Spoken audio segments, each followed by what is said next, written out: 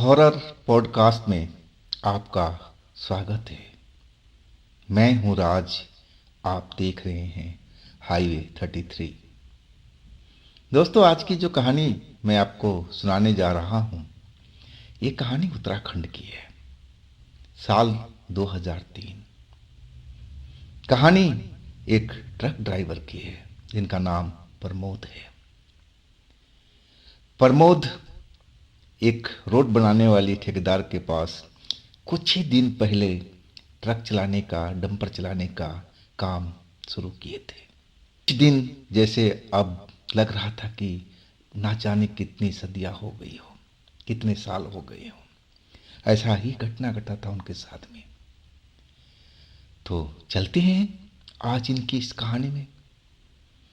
लेकिन दोस्तों, अगर आप इस चैनल पर पहली बार जुड़े हैं और अभी तक चैनल को सब्सक्राइब नहीं किया है, तो दोस्तों जल्दी से कर लीजिए और साथ में बेल आइकन को ज़रूर दबाइएगा ताकि सबसे पहले वीडियो का नोटिफिकेशन आपके पास पहुंचे। शुरू करते हैं आज की कहानी। दोस्तों, मेरा नाम प्रमोद है। मैं ट्रक ड्राइवर हूं।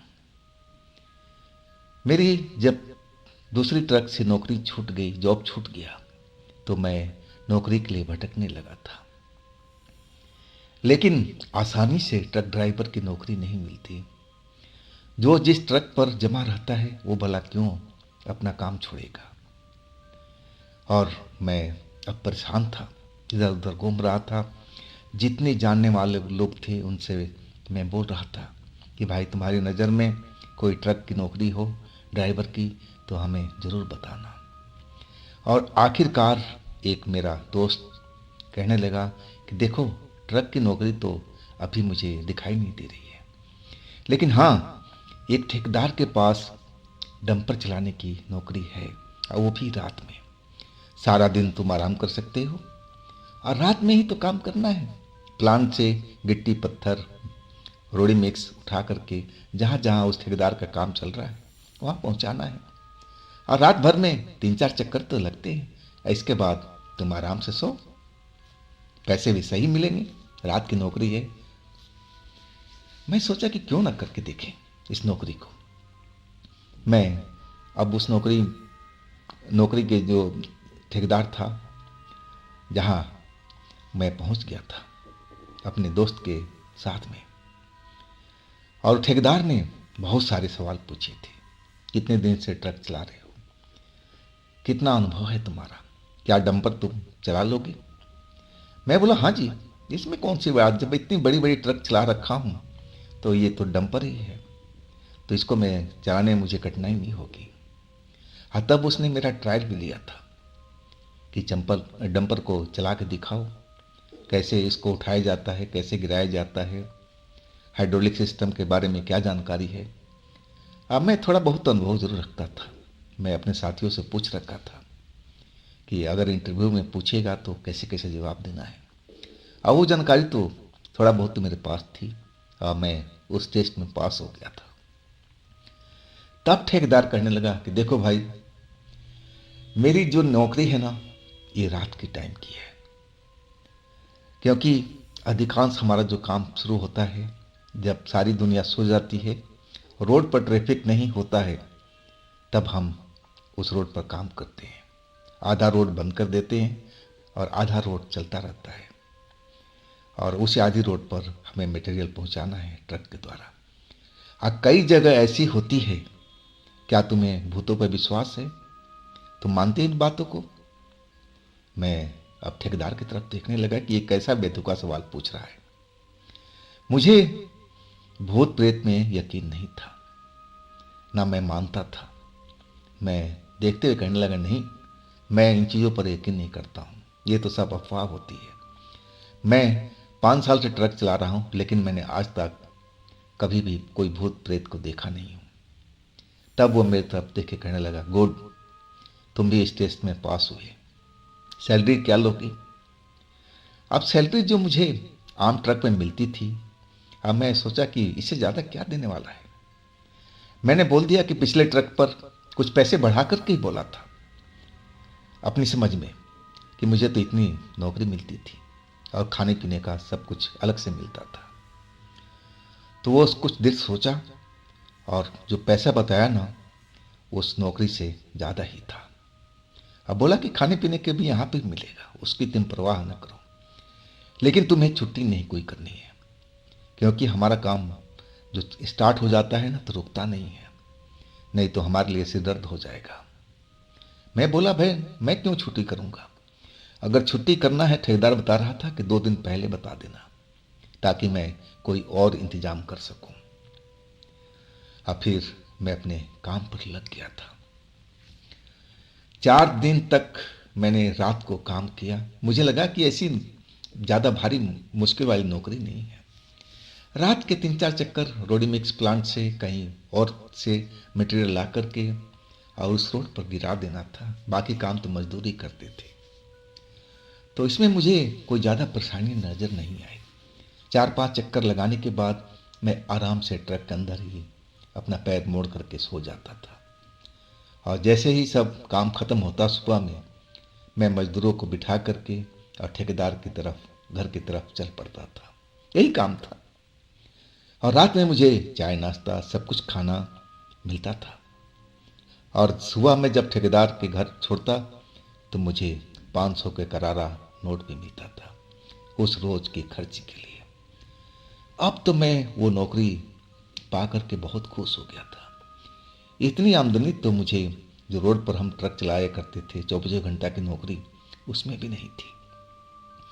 मैंने सोचा कि चलो भगवान ने मुझे अच्छी जगह नौकरी दिलवा दिया है और इस नौकरी को मैं अब छोड़ने वाला नहीं हूँ, चाहे कुछ भी हो जाए। और मैं काम करने लगा।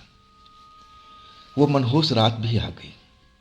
कहते हैं अमावस की रात जो भूत प्रेत होते हैं बहुत ज़्यादा शक्तिशाली हो जाते हैं। उनमें जो शक्ति होती है बहुत ज़्यादा तेज हो जाती है।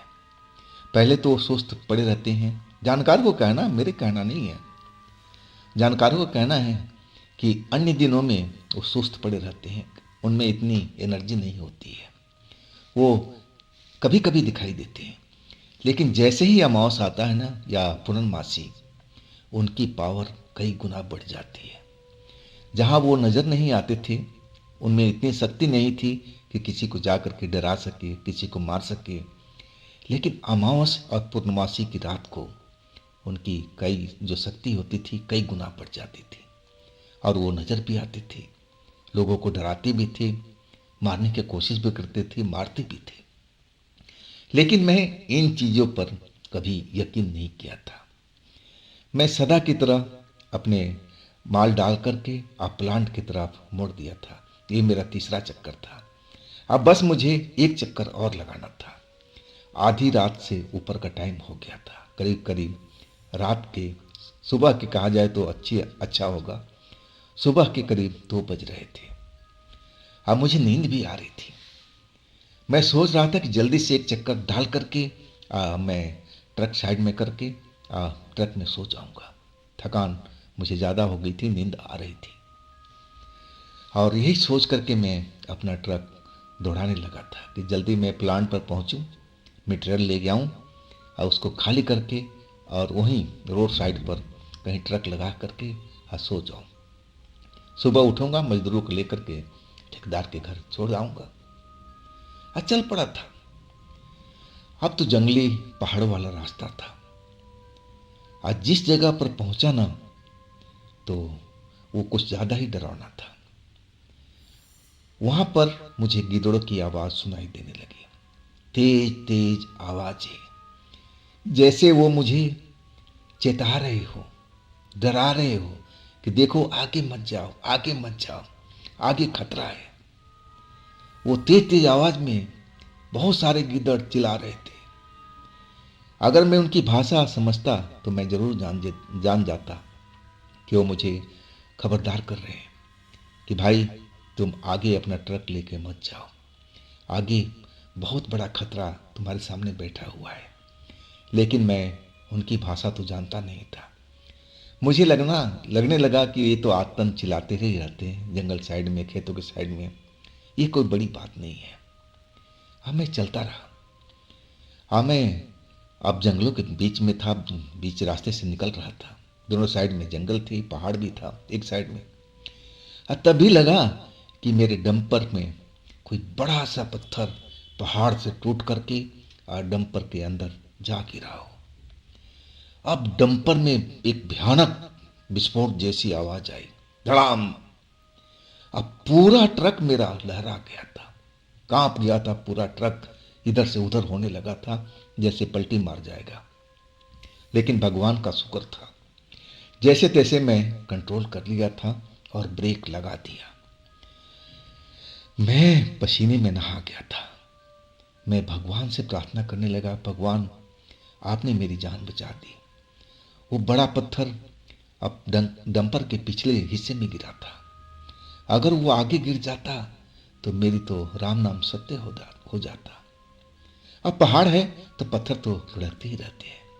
मुझे तो उस टाइम यही अंदेशा हुआ था कि कोई पत्थर आग लुढ़क करके अब मेरे डंपर के पिछले हिस्से में जा गिरा है। अब मैं अपने ड्राइविंग सीट पर एकदम बैठा कांप रहा था डर से।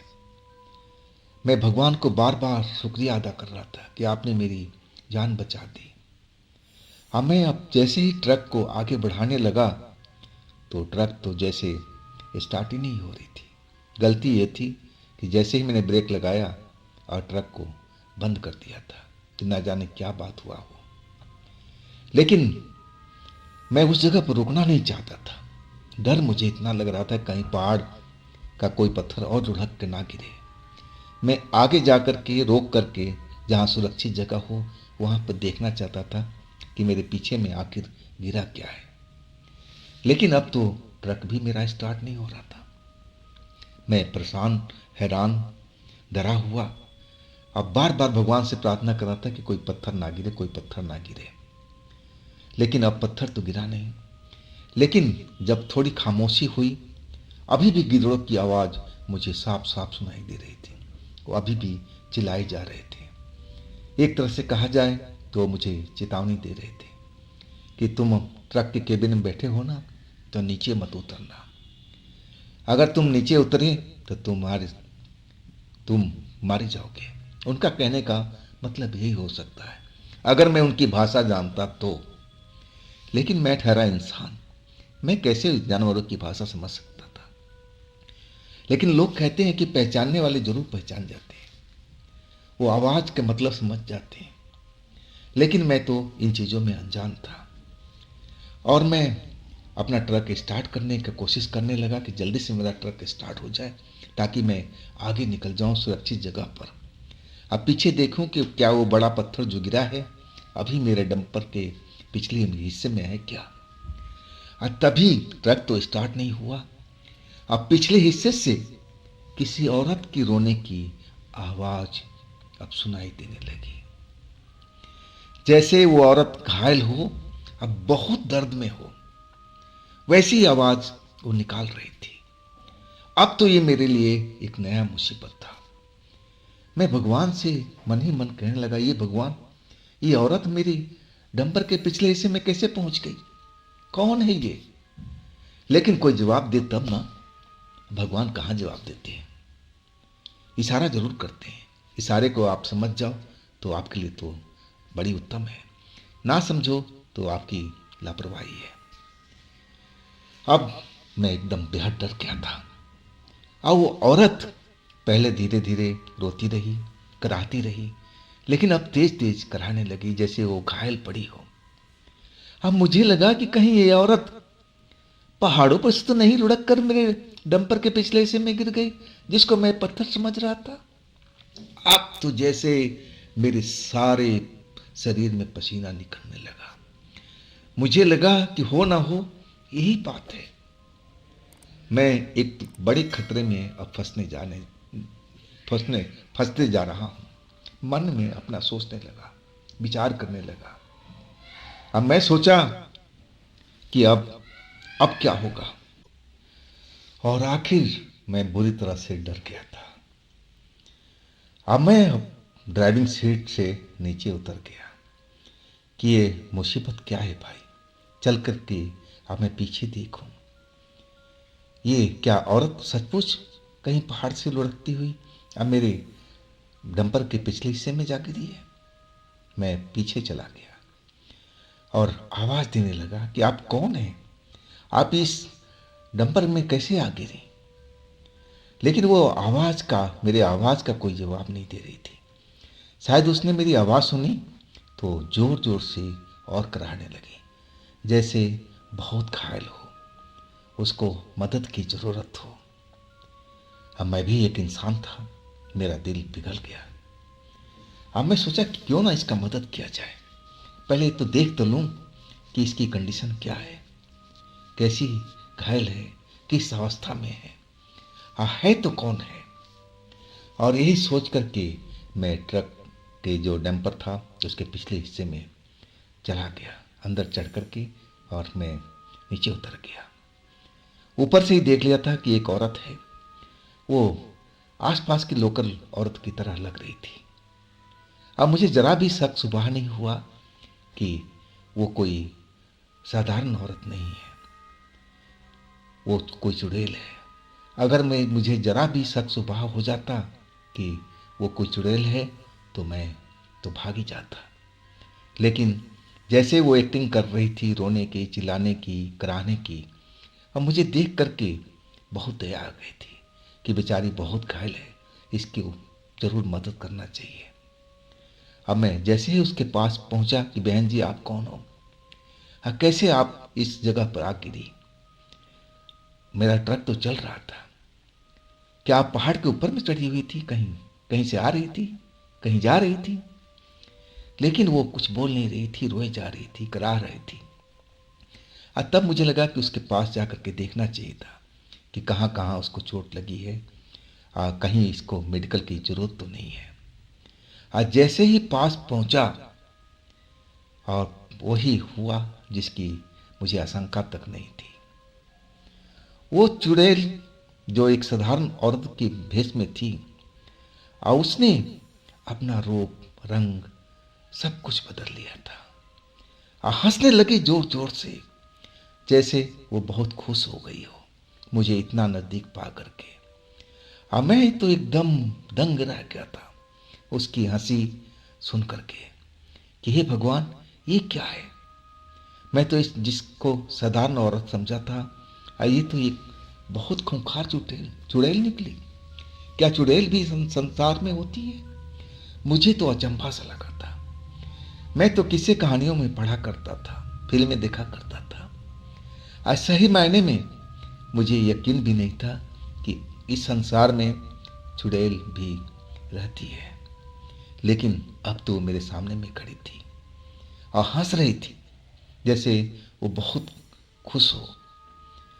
और मैं कांपता रहा डर के मारे उसको देख करके। मुझे समझ में नहीं आ रहा था कि उस वक्त में मैं रोऊं, हंसूं, चिल्लाऊं, मदद मांगूं। लेकिन मैं चुपचाप डर से कांपता हुआ खड़ा उसको हंसता हुआ देखता रहा। तब तक तो अचानक वो झपट पड़ी थी।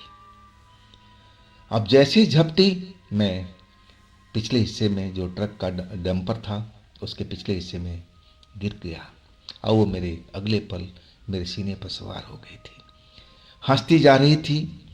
तब मैंने देखा कि उसके जो हाथ के नाखून थे वो किसी तेज चाकू से कम नहीं थे। जहां जहां वो रखती थी लगता था एक जिसे चीरा सा लगता जा रहा हो। दर्द मुझे महसूस होने लगा, जलन मुझे महसूस होने लगा, और वो अभी भी हंसती जा रही थी। और जितना तेज हंस रही थी, जंगल में गिद्धड़ों की आवाज और तेज होती जा रही थी। शायद वो महसूस करा रहे थे कि मैं तुम्हें चेतावनी दिया था ना कि तुम सचेत हो जाओ, लेकिन तुमने तो मेरी कहना नहीं माना। अब अगले पल मुझे लगा कि मैं अब बच नहीं पाऊंगा, ये चुड़ैल मुझे जरूर मार देगी।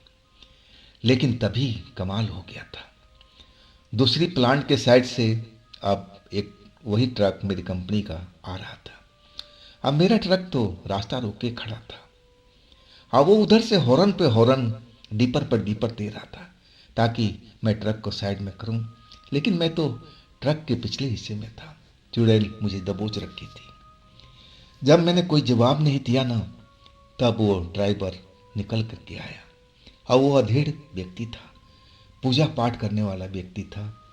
और वो चिल्लाता हुआ और कहने लगा, मेरा नाम लेकर के, शायद उसको मालूम था कि मैं इस ट्रक पर चला रहा हूँ, मेरा नाम लेके पुकारने लगा कि प्रमोद, क्या तुम ये ट्रक चला रहे हो ना? तुम हो कहाँ पर? ट्रक अपना साइड में करो ना भाई, यहाँ पर क्यों खड़ा कर रखा है बीच रास्ते में? मैं जाऊँगा कैसे? तुम्हें सोना है तो प्लांट में चले जाओ, थोड़ी देर आराम कर लेना, इसके बाद माल लेके निकल जाना। वो अपनी मन की बात कहते जा रहे थे, लेकिन मैं पीछे एकदम लग रहा था कि चुड़ैल अब मुझे मार डालेगी, अब मार डालेगी। लेकिन जैसे ही वो अपने ट्रक से उतर करके मेरे ट्रक के पास में आए ताकि देखूं कि आखिर माजरा क्या है, मैं अपना ट्रक क्यों नहीं साइड कर रहा हूँ। आज जैसे ही ट्रक के पास में आए ना, तो वो चुड़ैल एक चमगादड़ की तरह बन गई थी, हवा में उड़ गई पंख फड़फड़ाते हुए। मैं तब चिल्ला पड़ा था कि ताऊ, मैं इधर हूं, मैं पिछले हिस्से में हूं, एक चुड़ैल ने मुझे दबोच रखा था। अब जैसे ही मेरी आवाज उस अधेड़ व्यक्ति तक गई, ताऊ के पास पहुंची, तो ताऊ चिल्ला पड़े, कहाँ हो, कहाँ हो, चुड़ैल कहाँ पर है? वो डरे नहीं थे और फटाफट उनको लग गया कि मैं पिछले हिस्से में हूं, और वो पहुंच गए थे। जब मुझे जमीन जमीन जो ट्रक का जमीन था, समतल जमीन जिस पर हम माल लोड करते थे, मैं उस पर पड़ा हुआ था और मेरे चेहरे पर कई कट लगे हुए थे, हाथ में कई कट लगे हुए थे उसके नाखून के द्वारा, और उसमें तेज जलन हो रही थी, खून भी रिस रहा था। और तब वो कहने लगी, कहाँ है चुड़ैल, कहाँ है चुड़ैल?